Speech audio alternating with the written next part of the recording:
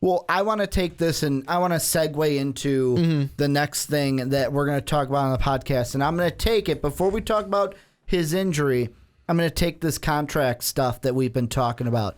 I think in the back of my head, while we're transitioning into J.J. Watt and his injury, is how many times have I listened to Colin Cowherd?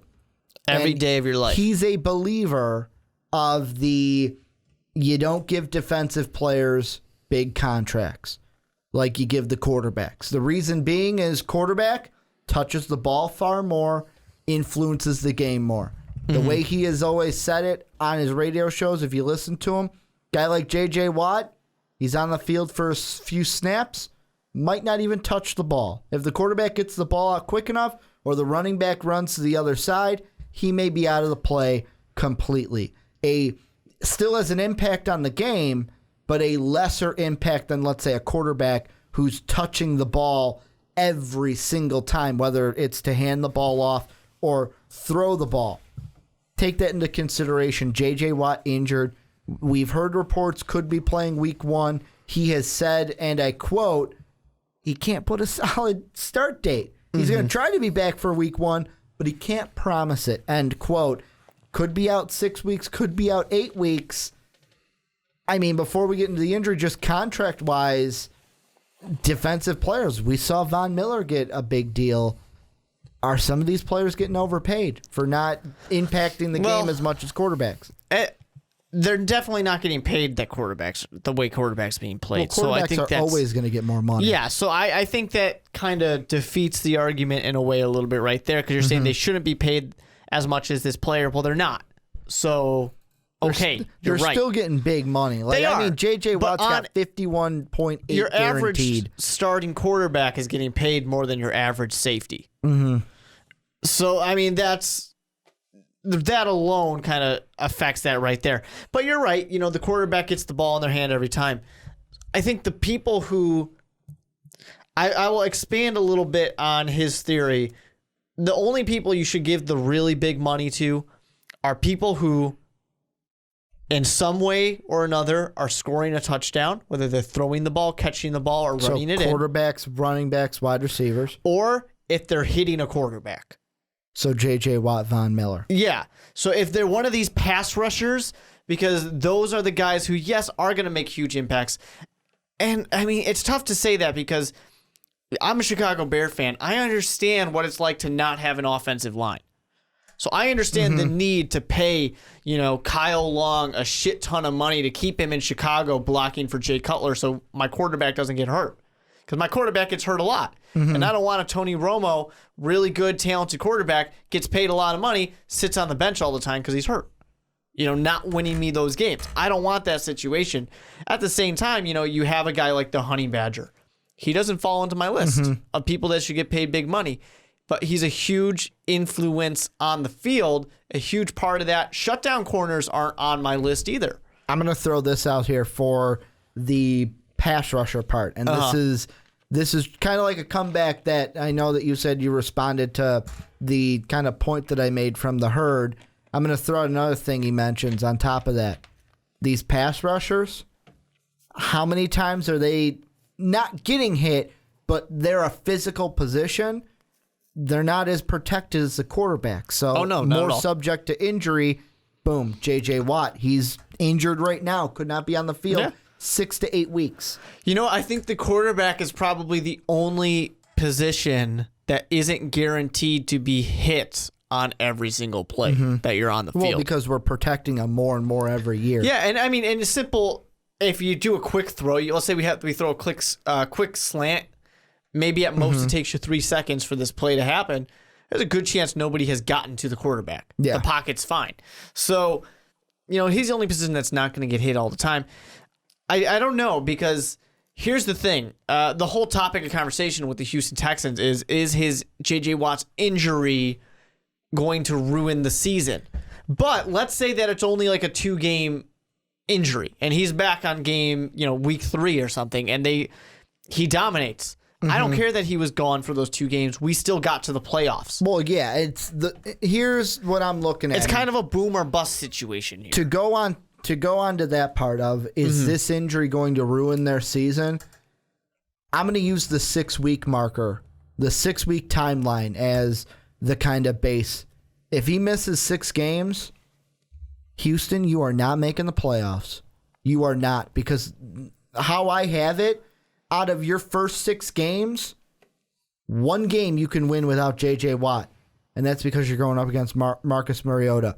And the reason why is, and I know you're probably sitting there going, yeah, but we still got Brock the Cock, we've got DeAndre Hopkins, we got Lamar Miller. Oh, that's cute. However, I look at the quarterbacks that you're going to play. Jay Cutler. I hate Jay Cutler, I'll be honest. But without J.J. Watt to hassle him, Cutler can throw all day. Alex Smith. Jimmy Garoppolo, I think, can beat you without J.J. Watt if he doesn't have a guy like J.J. Watt harassing him. If you let him be comfortable, it's a problem, yeah. Teddy Bridgewater can beat you without a J.J. Watt. And I think Andrew Luck can beat you without a J.J. Watt. Mm-hmm. And then if he misses week 7, week 8, it doesn't matter because neither Mark Sanchez or the mess in Denver are going to be able to do anything against you. If he misses six weeks, if he misses 6 or 8 weeks, it's still the same for me. They're 3 wins heading into the bye. They're 3-5 heading into that bye week. Yeah, it's just a shame because that's what I'm saying. Where like a guy like this, he's boom or bust here. Mm-hmm. You just need him on the field. You don't even care necessarily if he's there for all the games, as long as he's there when you need him.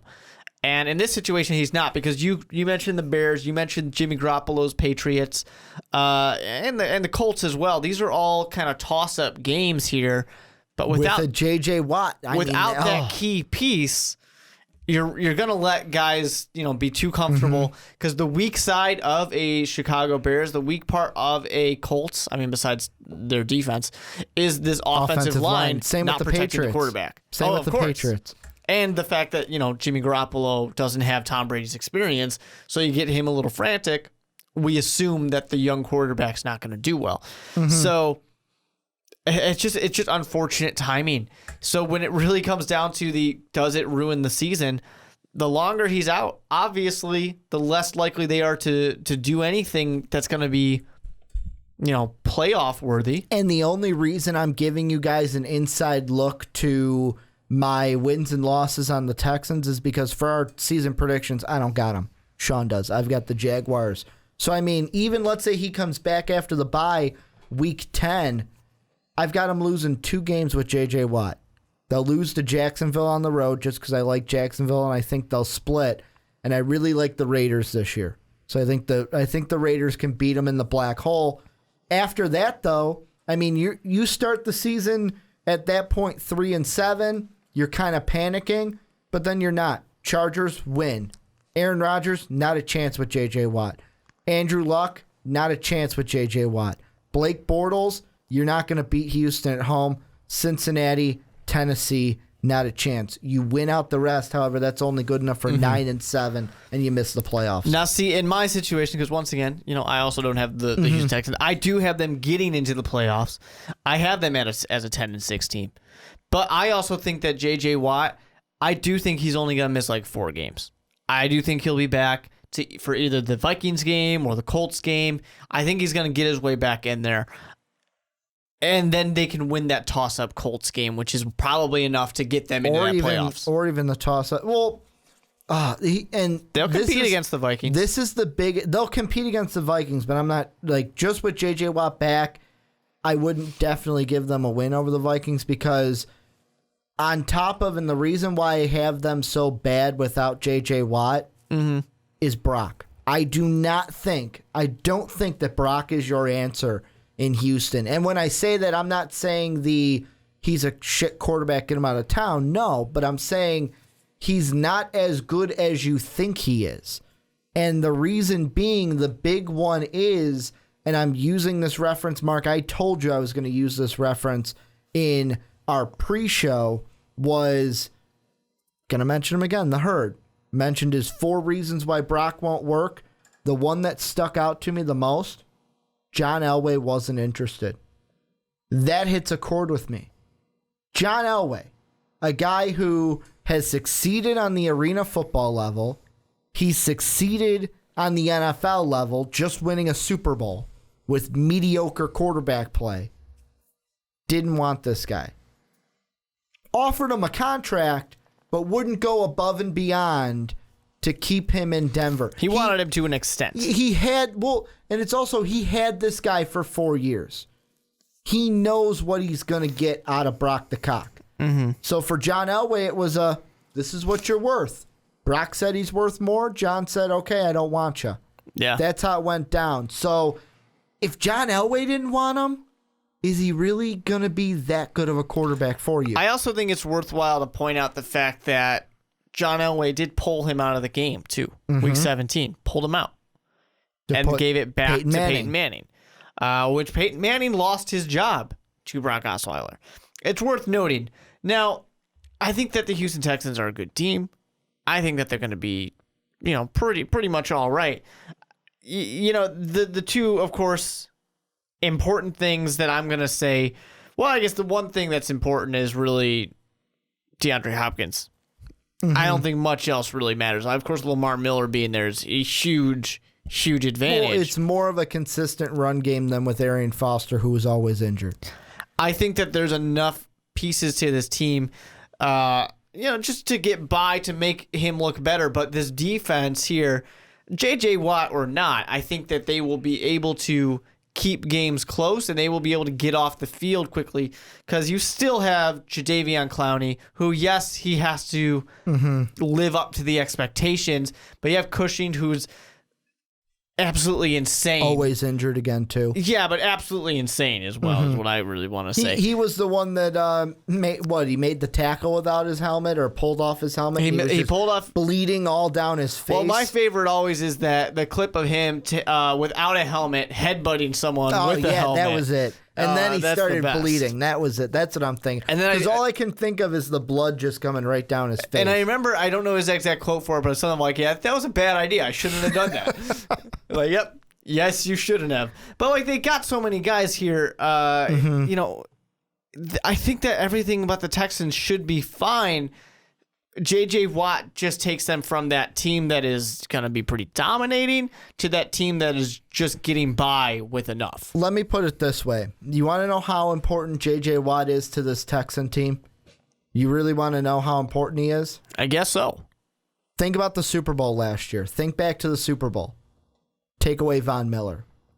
That's like taking J.J. Watt away from this Texan team. Well, even before that, the conference game, too, more so. You take Von Miller out of that Super Bowl, Cam Newton runs all over you, passes all over you. Yeah, they drop some passes, but without Von Miller, Cam Newton defeats you in Denver. Some is an understatement on those drop passes. Some. There were a lot of them. But, I mean, that's the kind of impact that J.J. Watt brings to your team.